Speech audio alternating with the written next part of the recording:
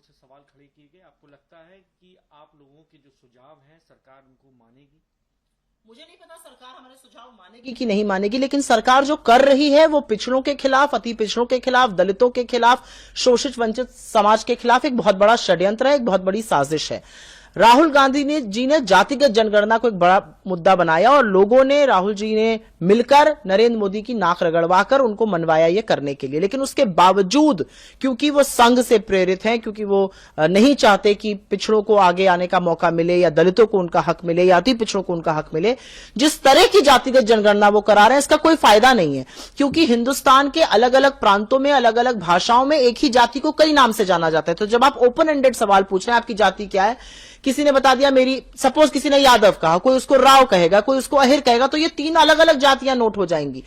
तो इसलिए जरूरी है कि जातियां एक क्लोज एंडेड सवाल हो, जैसे कि तेलंगाना और बिहार ने किया। तेलंगाना में हमारी सरकार ने जातिगत सर्वे जब कराया तो ड्रॉप डाउन मेन्यू पर सारी जातियां लिखकर आती थी, लोग अपनी जाति का नाम बताते थे, वो रजिस्टर हो जाता था।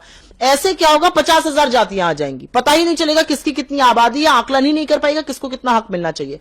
अदरवाइज जातियों का कंसोलिडेशन होगा, पता चलेगा किसकी कितनी जाति है, किसका कितना प्रतिनिधित्व है, किसको कितना हक मिलना चाहिए, किस तरह की पॉलिसीज बननी चाहिए।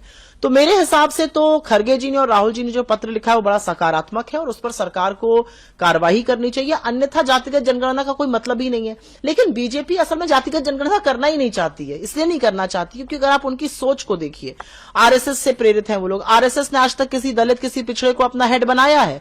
इतनी जगह बीजेपी की सरकार है, कितने दलित मुख्यमंत्री हैं? एक भी नहीं। अभी बीजेपी ने अपना रिन्यूअल किया, अपनी पूरी पार्टी को रिवैम्प किया, कितने दलित लोगों को प्रतिनिधित्व मिला? एक व्यक्ति को, उपाध्यक्षों में, महामंत्रियों में, राज्य मंत्रियों में, फलाने में, एक व्यक्ति को जो दलित है। तो मेरा अपना मानना है कि बीजेपी की सोच ही नहीं है, वो देना ही नहीं चाहते हैं प्रतिनिधित्व दलितों को, पिछड़ों को, आदिवासियों को।